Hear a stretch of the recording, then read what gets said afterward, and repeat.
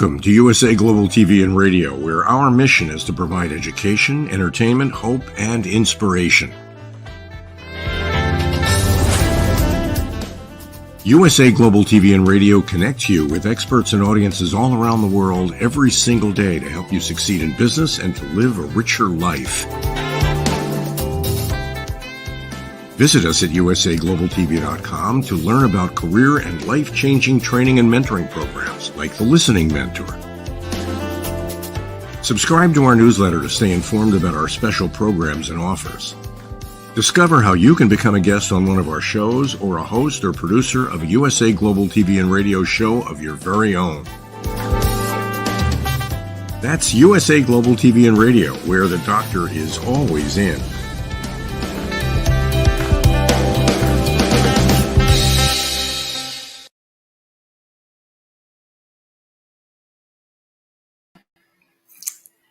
Good morning. It is a beautiful sunny morning here in the Puget Sound. My name is Danielle Lord, and I am coming to you from the USA Global TV and Radio show, hoping to bring a compassion evolution. So welcome to the Compassion Project, which is the name of our show, and I am your host and hopefully purveyor of compassion, kindness, and empathy. I am joined with my guest today, MICHON GAREMANI, who we'll introduce in just a few minutes. But before we turn it over to MICHON to hear about her, I want to talk a little bit about what I do in the field of organizational development. So in this work, I have spent my 32-year career. I almost hate to say that, but you can tell by these great lines right here that 32 years working in this field has been very enriching. I have done work at the corporate level with change management, adult and organizational learning, employee engagement, and leadership development. I actually have a Ph.D. in leadership theory, which has led me to this place of really helping organizations, leaders, and employees have a more enriching experience and reducing pain that sometimes comes in the world of corporate organizations, even small businesses. So if you have ever gotten to work in the morning and you felt that headache or felt nauseated or just felt that immense tension in your shoulders, you have experienced the pain and frustration that sometimes comes from a toxic working environment. So my goal really is to help reduce that pain and make sure that employees everywhere can have a better experience. So that has led me to my guest, MICHON. MICHON and I we met, about a year ago, perhaps, and we immediately had this deep connection around this idea of trauma and how we can both eradicate trauma with this kind of global vision of reducing trauma and really bringing compassion into the conversation. So at this point, I'd like to introduce MICHON. And MICHON, if you can tell us a little bit about yourself and the work that you do. And I think there's a fascinating intersection between our work that we do together. Me wanting to bring and reduce trauma in the organization and bring compassion as part of the conversations that we have as work intersects, I think, so beautifully with the work that you are doing. So talk a little bit about that and tell us who you are. Well, thank you. I appreciate you requesting my presence today to share this platform. It's an exciting arena to be working in, to understand that the human experience involves such a variety of experience, but one that is formidable for us, for people, workers, community, family, is that anywhere we experience life in the world, we can experience threat. And that can be viewed then as a traumatic experience upon the body and upon the mind, and has incredible consequences. And in the workforce and in the workplace, this is quite pervasive. Perhaps structures of infrastructure are not in place to support staff, to support each other as colleagues. So Danielle and I are aligning in our force to bring a greater awareness to this idea that we are all having a human experience collectively, and to not shy from the fact that we can support one another. And so Danielle and I are working together to bring forth a positive message of both hope and healing.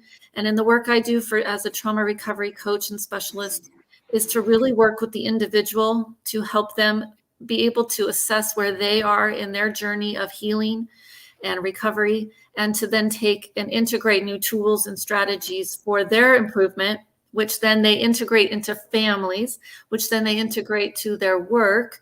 And beyond that, then we influence communities. And so this is the personal objective I have, is to change one heart and life at a time, which then can transmit into those bigger community overhauls.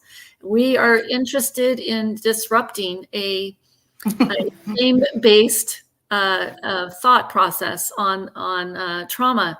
And Danielle and I are aligned to overcome that and to fight for a collective knowing that we are all in this experience together.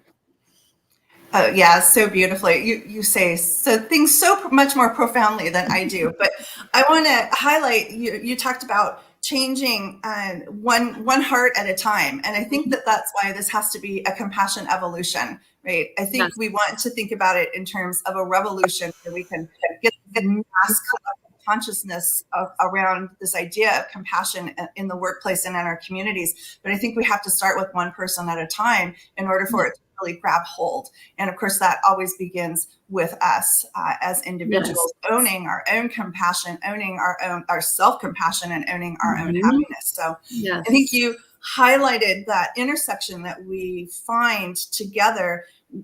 We oftentimes experience trauma in the workplace through dysfunctional culture, through toxic leadership.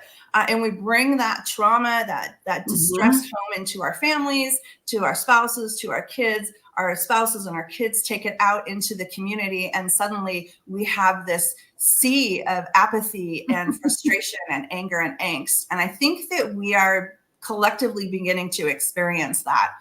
I was with a group a couple of days ago and just posed the question, how many of you are experiencing these things? You know, road rage, or, I see you have your signal on and you want to merge. I'm going to speed up so you can't get in. Vitriolic responses. I think it's all around us at this point, and it's really time to grab hold of that. Recognize that it's out there, what's causing it, and how we can collectively overcome this. So I think that's why the Compassion Project is such an important topic and very timely.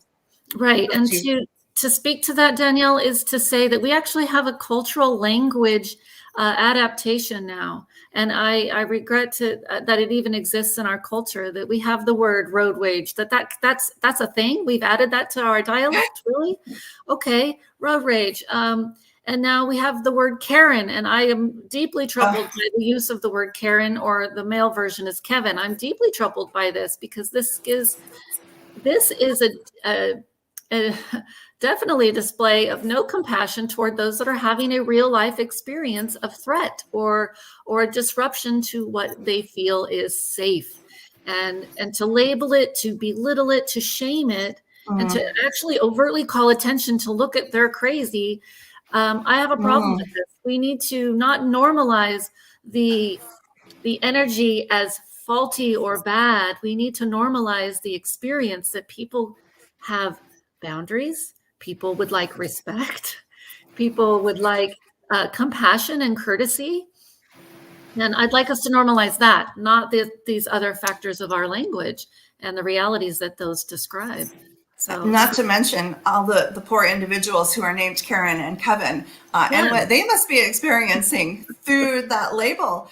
But I want to address this idea of words. I was, again, chatting with a group the other day, and we were talking about the words of business. We have words like, we need a bullet point around that. Or how are we going to execute this strategy? We need to be sitting on the razor's edge. Let's put a stake in that. I mean, even the words that we use in business can sometimes be traumatic. And I think the words alone, if we weren't experiencing so much of trauma all around us, this assault on our senses, we might be able to overcome the use of those words. But with so many other things that are coming at us in this kind of insidious nature, even the words then can become this kind of compounding effect. What are your thoughts on that? Well, I definitely believe that our thoughts are things, and those words are part of what begins our thinking. They're part of our thinking, and all things we have around us, everywhere we look, all thought is the precursor for anything that we see or have or manifested. If tangible products are first, or as have an origin of a thought. And so if we are not careful with this, our mind to be utilizing more of a careful language, and it's not about censorship. I want to be cautious here. It's not censorship. It's about compassion, and starting here, right? The compassion idea starts here. Like, I am going to love myself and use language and thought that creates the life I actually desire. But how many of us sit around and really plan our course of our life? Do you know that most people do plan a college career that lasts, however many years? They do plan how they're going to execute further training in their career. They do plan how to strategize for buying homes and boats and whatever else they want. But do they strategize their thinking? Like, do we actually strategize the way we are building our thoughts to create this person that I am? That person that I am goes into the workforce. That person that I am communicates with my children. How important it is that we back up and really believe and solidify our thinking and making that, I'm going to say, holistic thinking. Right? I like that holistic thinking, because it does take into account that we have to consider the whole body, mind, spirit component. Yeah. And I think sometimes that's often overlooked.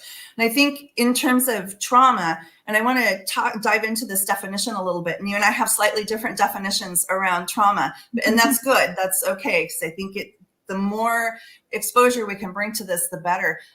But we often don't think about the mental or emotional assault that we have as being traumatic, right? We tend to think of trauma as being a big, large, impactful watershed event, like the house burnt down, or we were the sole survivors of a multi-car collision, or whatever the case may be, right? We tend to think of it as being very physical, but in fact, it can actually be an assault on our senses. And I think that's what a lot of us are experiencing right now.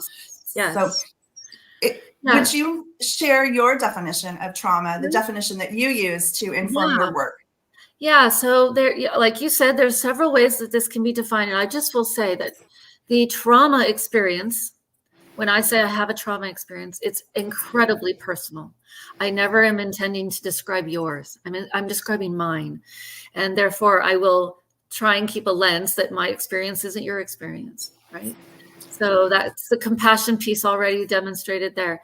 So the use of trauma that I use with my clientele and in my practice is to utilize this idea that trauma isn't necessarily the event. It's the way our mind, our body interprets this event and the experience. It's a felt experience into our body, and it becomes a living reality. So although there's a classic idea that a car accident, whatnot, that's the tragic, that's the traumedy, the trauma. Yes and no, because I can be a passenger in the same car as you, and I will have an incredibly different experience. I may not use the language of trauma. And so therefore it becomes the felt experience for me. And that is in registering with my other background, my other experiences. So I take this new experience and it's integrated into my own experience, which is deeply personal. And it becomes then a trauma experience if that is the conclusion, right? It's an assessment of this now embodied with all of the others. And believe it or not, this happens really quickly in the mind. It's almost not even a conscious thinking. But we use the language of trauma. I think we have an overuse of just the term trauma in our world when it's not. What we're really describing is a situation that we just dislike, and maybe heavily dislike. So trauma is very interesting. We need to be mindful of and respectful of people's use of it, but to also maybe be a little more investigative about really what is the field of science revealing about what trauma really is. Yeah. And looking at the science behind that a little bit more. Yeah. Oh, you said so many interesting things that I want to unpack, and I probably won't get to all of them. But yeah, I think that the most important thing to understand is that we are all unique individuals, and we cannot make a comparative experience. My trauma is not going to be the same as yours. And I think that that is something that we have to really respect. I think the other piece to that is we are just learning about the mind-body connection. I think in healthcare, I think it's still a really uncharted territory in kind of the allopathic prescribed healthcare system that we have. But the mind works miraculously much faster, I think, than anyone gives it credit for. And there have been research studies that have said we as humans can anticipate events before they happen because we have that intuitive ability to pick up on those things. So to say that what we're experiencing through the trauma happens much more quickly than the body responds to, I think is so accurate and yet to be discovered. But I just want to share quickly. So I think you said that, if I heard you correctly, we are overusing the term trauma. And I think we've underutilized the term trauma because maybe that's my background in healthcare. So 25 years in healthcare, I think we tend to view trauma in that bigger lens. But so the definition that I've been using incorporates, now it's going to be completely out of my mind, but these interpersonal assaults that we're experiencing just through the toxic culture or the poor leadership, and also something that is repeated and prolonged. That's what I was trying to go after. And I think that's that assault on our senses that is the repeated and prolonged part. And so shedding some light on this and having a conversation about it, I think, is the very first part of this approach of creating this compassion evolution. But I just want to throw out a couple of examples of what I mean by repeated and prolonged. So in the workplace, for example, just walking into a meeting, I had this experience and this reminder the other day that you walk into a meeting and what does everyone do? They go and they find their spot around the table and they do one of two things. They pull out their phone or they pull out, they fish around in their briefcase and they pull out a file folder and start to work, or at least pretend that they're working on something, right? So you have this sea of bodies sitting around this table and no one's interacting. Right? How is that not an assault to our emotional sense of we as humans need to be in relationship with one another? Yes. So even our meetings, we have that repeated and prolonged sense of these little tiny things that are tiny hostilities that are coming at us at all the time. Yeah. This was interesting. I just recently learned about this. So I'm going to set the stage here for a minute. Think about all those beautiful buildings pre-World War II in Europe, and even in our older cities here in the United States. We had these architectural masterpieces with beautiful scroll work and these facades that were very, very lovely. After World War II, we started building these concrete monoliths that were really just these flat concrete structures with some windows, no detail. They were really very ugly to look at. And personal experience around this, I lived in the Soviet Union when it was still the Soviet Union and lived in one of those buildings. And it was truly kind of a sensory assault to come back to this. Oh, there it is. It's just big gray nothingness. But here's what's interesting. That style of architecture has a name, and it is actually called brutalism. Really? You're sharing something I am not familiar with. How about that? That's brutalism is the name of the architecture, and it is literally designed to be that just blah. And so how is that not a repeated and prolonged assault, a traumatic assault on our senses? And certainly a formidable, permanent cultural fixture. And then, of course, in the world of architecture, then it's a perpetuated statement that, we say this brutalism when we're referring to this. Well, that's very interesting, right? And our language is definitely demonstrates the mindset that we carry. And so we're seeing Mhm. that, I guess, in architecture, it's showing that, but even in the work culture, you pointed out, the razor's edge or the bullet points, those kinds of phrases that we make use of in industry. And I'm sure there's more that we're not mentioning here. But you also, Danielle, you mentioned something that when people like this meeting, you were visiting and noticing people pretending to work. What this links to for me is this idea of, in the science world, we have this definition of connection. Really, it's called the social engagement system. And the social engagement system is our thriving system. And when we disconnect from this, we've disconnected from what I would consider our most core innate drive, and that is connection. And if I may just speak a little to that, we, as I have developed a greater understanding of human biology and anatomy, as I've learned and studied over the years, I've attributed this into my own personal life. So I birthed a baby, and one of the first and formidable things that the nurses will do in that setting right after birth is bring this baby to breast or to bare chestedness, right? We see this with fathers as well as the mothers. But this is part of that social engagement system. This is part of that connection that we really are looking for, this close proximity, a tenderness through speech. I mean, if you listen to usually women, but men do this too. You listen to the way women speak to babies or even small animals, our voice heightens, right? We grow, we actually morph into this connection with our infants and our animals, and the voice elevates, our contact is sincere, we shift. And over time, we lose this, right? I don't talk to my colleagues at work in this tone right? Yeah, I Interesting never enough, thought about it. Never thought about it. interesting enough, but it's almost innate. If you watch, we don't coach anybody to do those sort of behaviors, but this is innate because it's part of the social engagement system where we want connection and we want people close, and skin to skin contact has shown incredible research on that as its effectiveness for bonding. And bonding is not just a physical presence, but a release of chemical in the brain for connection. And so we're hardwired for it. We're hardwired for this connection. And then we go into work where the boss is standoffish. Our colleagues are like, stone-walled, right? Like I'd rather pretend to be working than right? engage with you. We have to put on facades because I'm the intellect here and I'm the professional.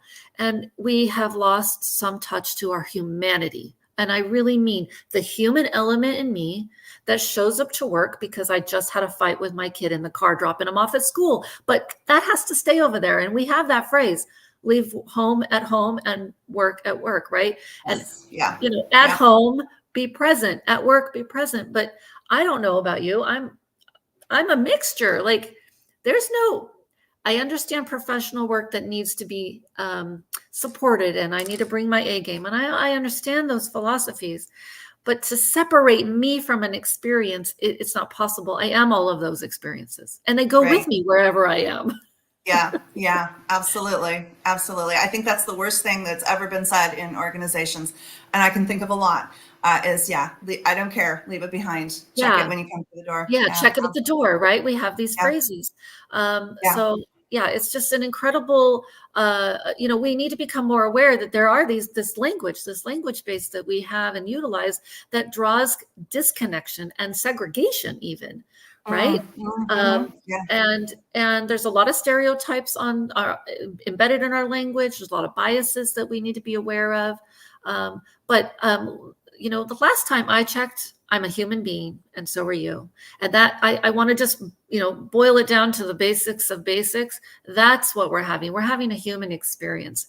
And if I can say one other thing on that is that I have never encountered this day ever in my life before. I've never encountered, perhaps I go to work and I'm having a troubled client interaction or a client coworker interaction. I've never been MICHON at this age, on this date, having this before. So please offer me a little bit of grace as I'm learning this experience, this exact moment. Yes, I want to bring the best of myself to the situation, but we aren't always at our best. Again, that compassionate outlook to say, I see you're having a human experience. Yeah. Yeah. Yeah. And show some grace. Yeah. Yeah. A lot of grace. Yeah. A lot of And grace. those, those are real things that happen in our Yep. world, right? We end up a near miss coming to work. We're rattled. There's a fight Yes. that happened. There's the phone call that you get. There's the realization that, oh my gosh, someone took $2,000 out of my bank account and the mortgage payment is due. I mean, all of those things Real life. get us into the shadow side of ourselves, of who we are. That isn't necessarily always our best, but may I draw attention to that? It's not a flaw. It's not a flaw. It's the human experience. And yes. it's easy to demean that someone is rattled and then we want to say, oh, you're acting like a Karen.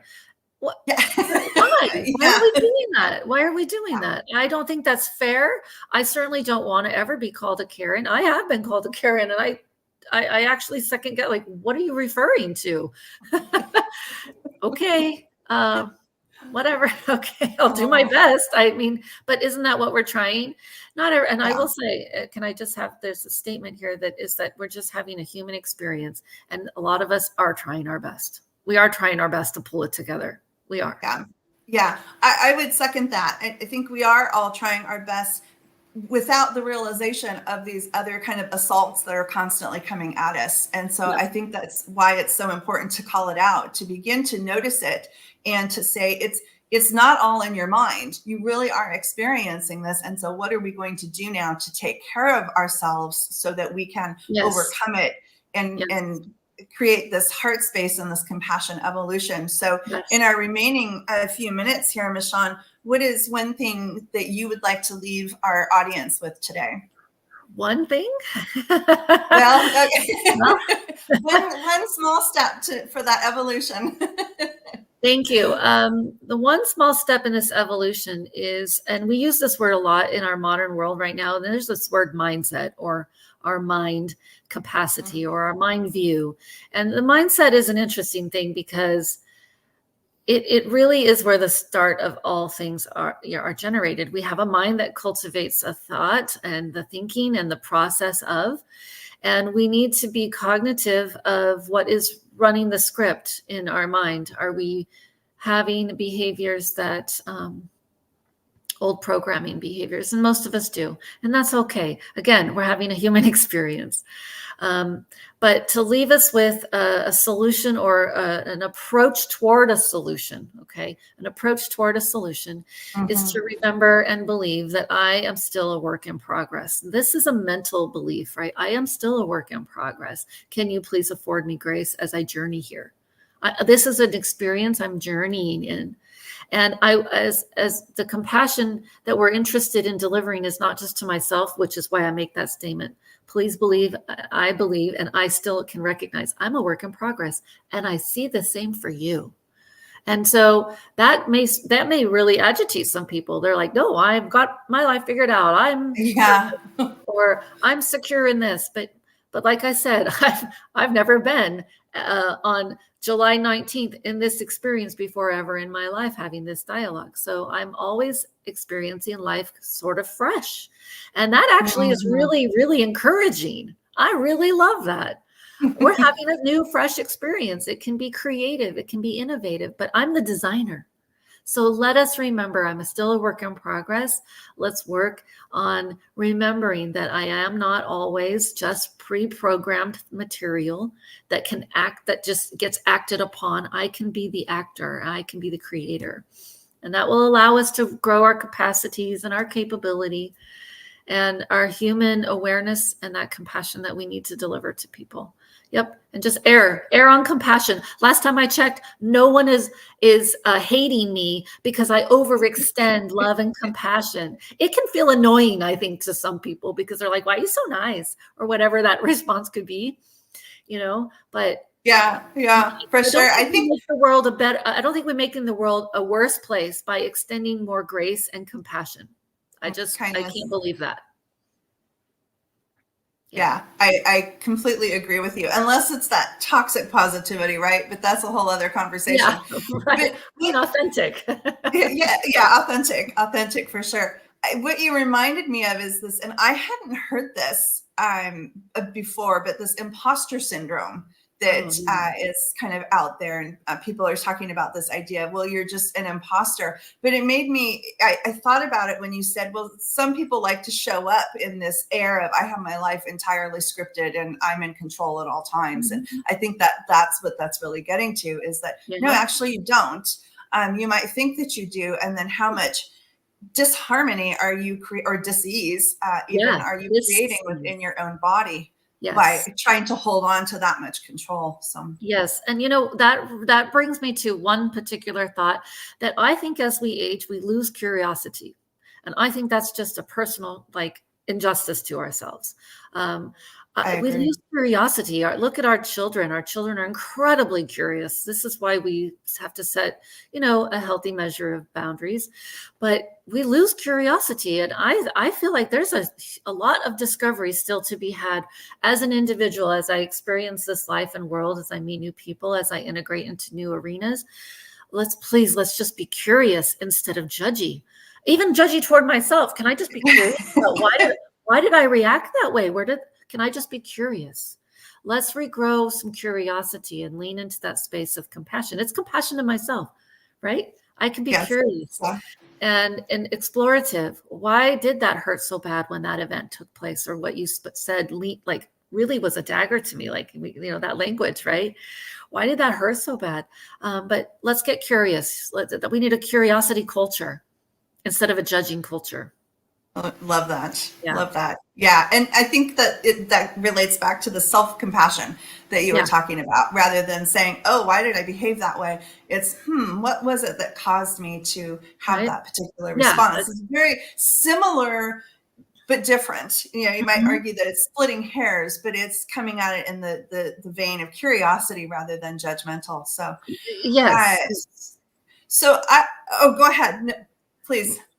No, just to be this curiousness is to cultivate also, and to give permission for other people to get it wrong. And get it wrong, that sounds also judgy, doesn't it? But I hear that, but that's why I call it out. It's not to get it wrong, in my view, it's to get it wrong because I'm just trying and I'm experimenting. Can I please have that room? I'm having a human experience. And it's full of trial and error. We have that language, trial and error. I'm just trying. I am trying. I think often too, and I personally have experienced this, where some people say, you've had enough chances. You should have known this by now. Oh, yeah. Oh, gosh. So we get that in our work culture. You should have known this by now. There's no more room for you to be learning this. It needs to have been learned, and then not learned, demonstrated, executed, whatever it be. But, again, we're having it's a learning curve. It's a learning experience. We're getting curious. I can only imagine what our work culture could truly look like if we have top-down management authority embracing curiosity and the learning curve, embracing that. Our culture would be incredibly different. So much of my work has been in that whole area of organizational learning. And it just because you attended a training class and you were a bum in a seat doesn't mean that you got it in the moment. There's so many other factors that are coming at you. That near miss car accident, how does that interfere with your ability to take in, process, and act on new information in the moment? So yes. And safety.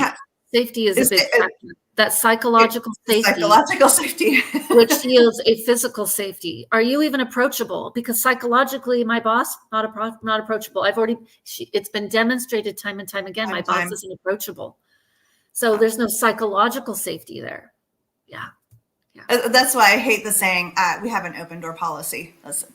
It can be very meaningless in and of itself. So, and I'm sure you've had some experience with seeing that in action. Yeah. Many times. So, Michon always brings such a depth and richness to the conversation, because when we chatted previously about one thing that you can do, Michon opened up this whole new world. And I was like, wow, I was going to tell everyone to watch a cat video. Because cats are pretty funny, right? But you brought so much much more to the conversation. And I don't mean to belittle it and make fun of it, but I do think that laughter is a huge part of self-care.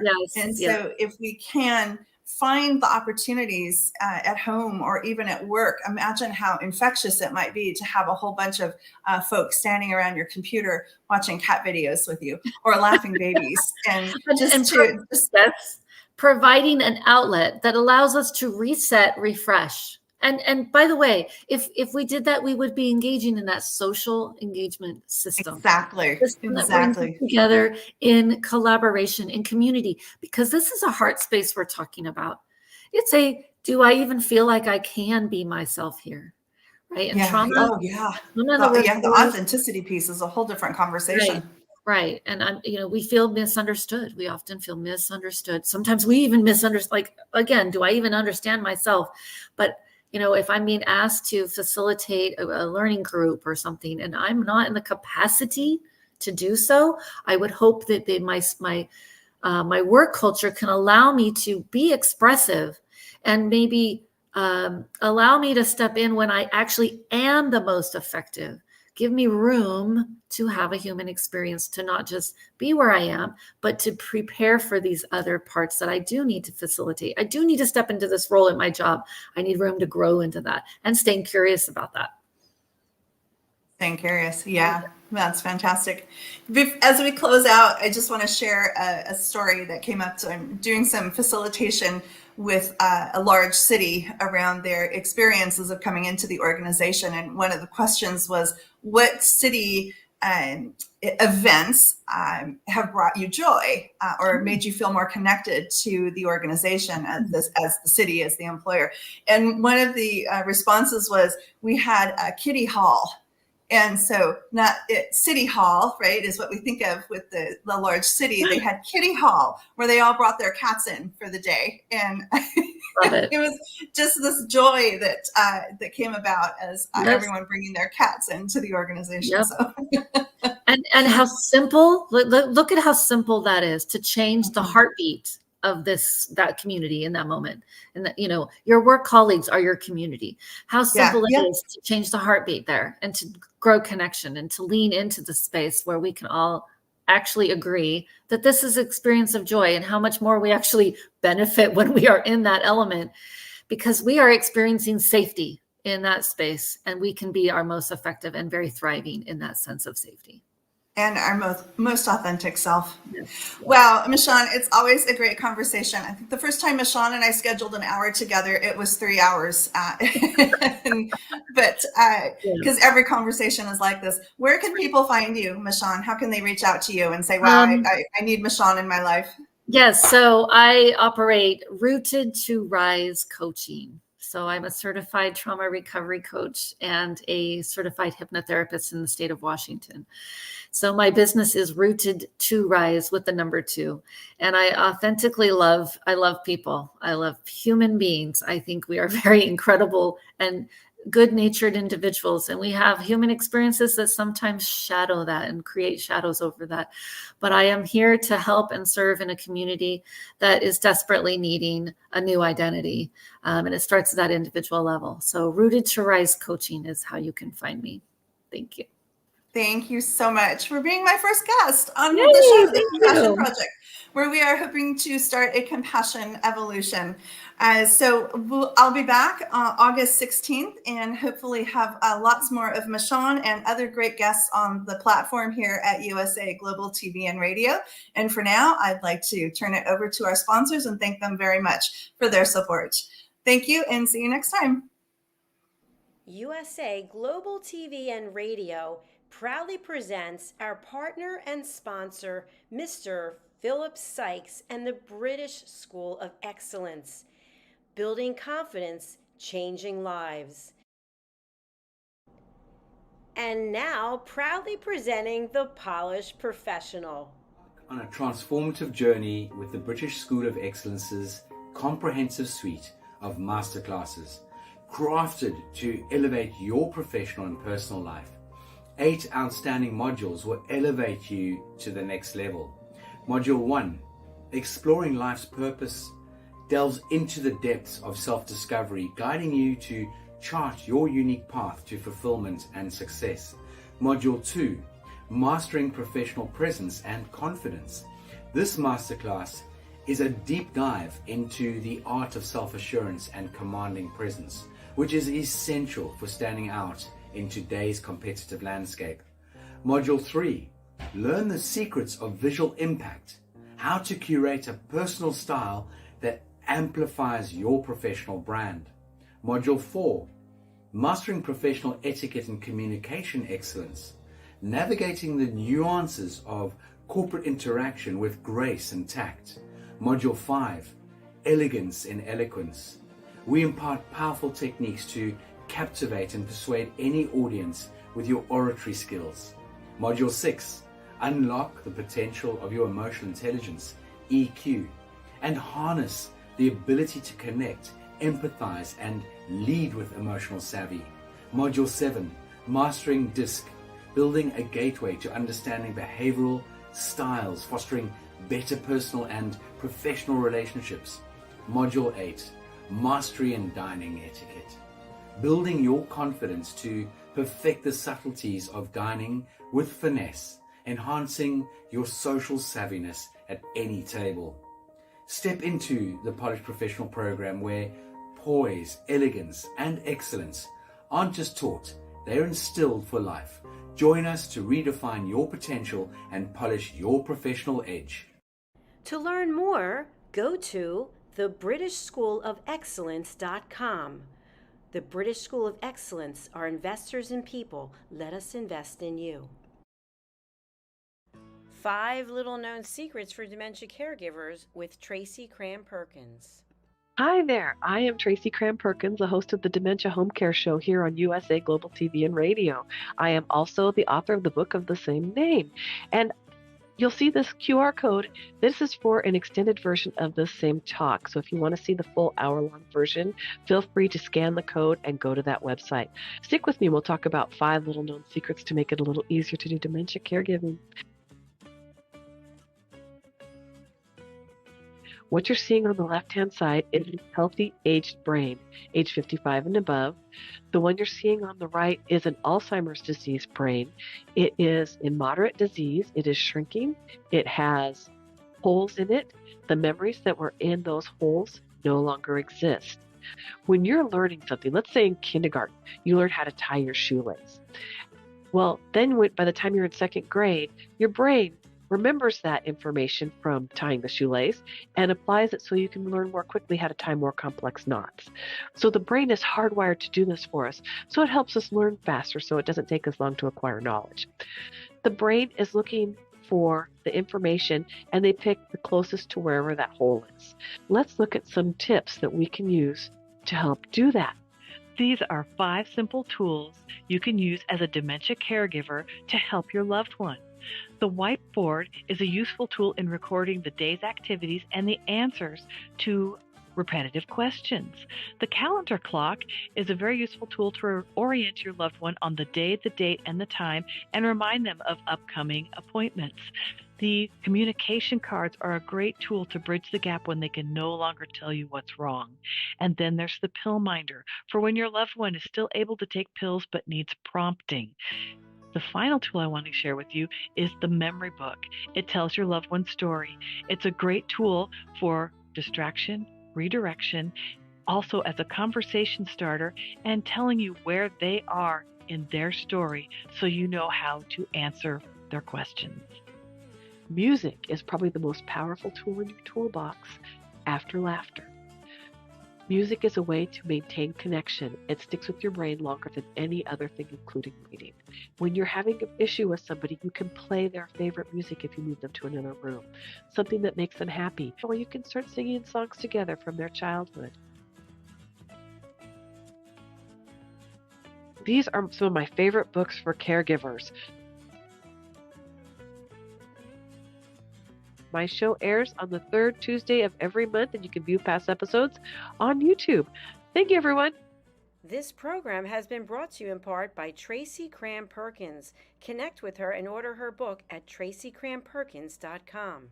For more information about Alzheimer's disease, support resources, and how you can help, contact the Alzheimer's Association at 1-800-272-3900 or visit their website at www.alz.org.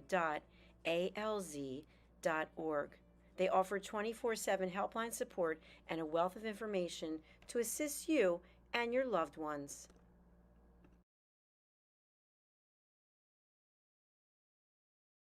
Hello, I'm children's author Diane Floyd Bain, and I am co-host for several of the USA Global TV and radio shows.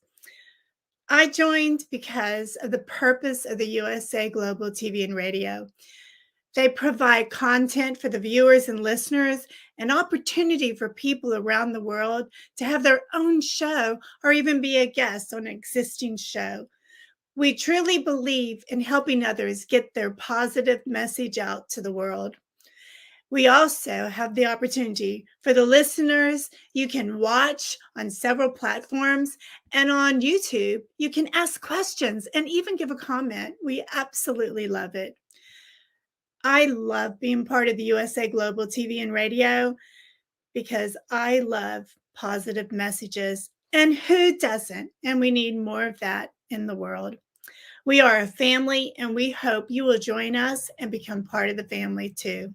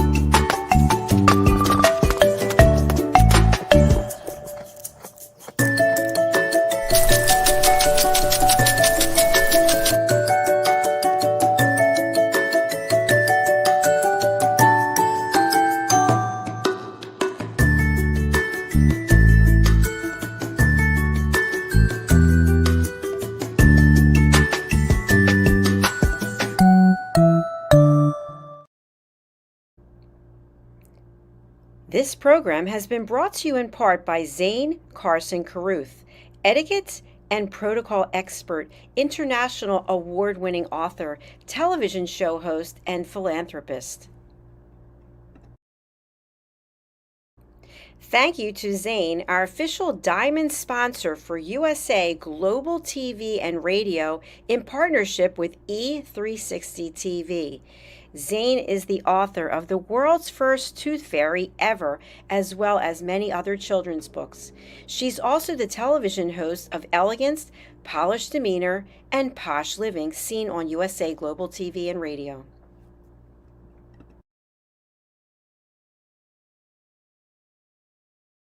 Hi, my name is Zane Carson Carruth, and I'm the author of this book, The World's First Tooth Fairy Ever.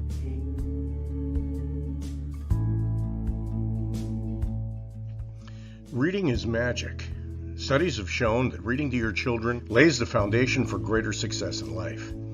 Reading helps develop language and vocabulary skills. It helps improve memory, and it encourages curiosity and inspires creativity. The benefits are immeasurable, and as a parent, you'll benefit too. In only 10 or 15 minutes a day, you'll be creating more memories and a bonding experience that will last for years to come. So take time to read to your children. Read them books about things that engage and interest them. Tales of fairies and magic fascinate children, and as everyone knows, the Tooth Fairy is at the top of the list. If your child loves magic, wands, adventure, and what child doesn't, you'll love reading them books from the trademarked series, The World's First Tooth Fairy Ever. Follow along as Abella, the world's first tooth fairy, accidentally starts the tooth fairy tradition. Learn the tricks of being a professional tooth fairy in the book, Abella Starts a Tooth Fairy School. Your child's imagination will soar as you read the adventures of Abella and her magic wand.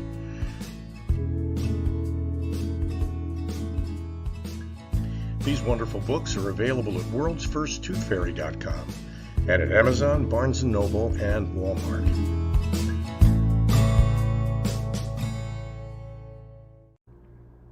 To learn more about Zane, contact her through her website, zanecarruth.com, ZANECARRUTH.com. Order Zane's books and merchandise. Contact her about being a keynote speaker at your next event.